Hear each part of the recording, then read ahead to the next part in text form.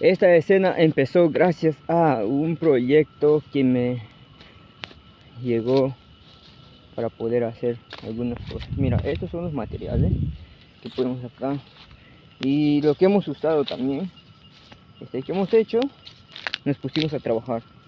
Hicimos limpieza por todos lados, hasta arriba. Lo que hemos sacado es estas partes de las malezas. Por aquí también hemos trabajado. Todo de aquí. De hecho, nuestro objetivo principal es hemos creado una sola agua. No está tan perfecto, pero ahí va.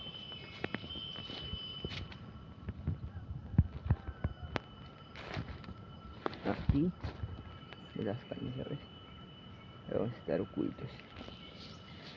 Solamente esto nos ayudará a poder seguir innovando, entonces emprendiendo en el campo. Hemos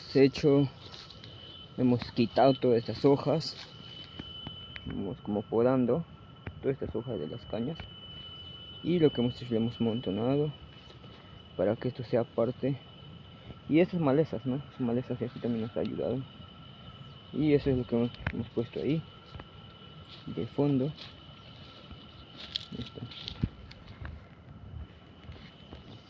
De hecho, ahí vamos a estar en el transcurso de estos días. Y ahí estamos trasplantando otras plantitas. Ahí está. Esto es parte 1, ¿no?, de nuestro proyecto. Y hemos encontrado bastantes maderitas que están por aquí. Y bueno, ahora sí, después de esto sí vamos a empezar con las transmisiones.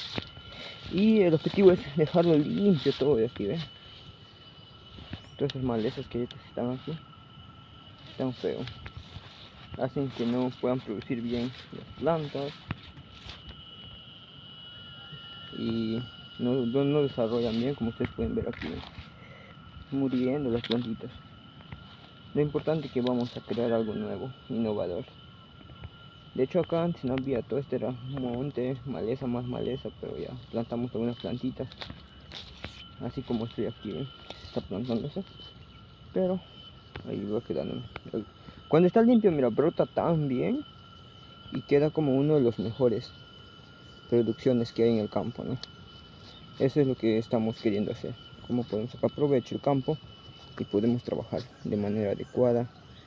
De hecho, ahorita no estamos teniendo nada de tecnificación, nada de esas cosas, pero vamos por ese objetivo.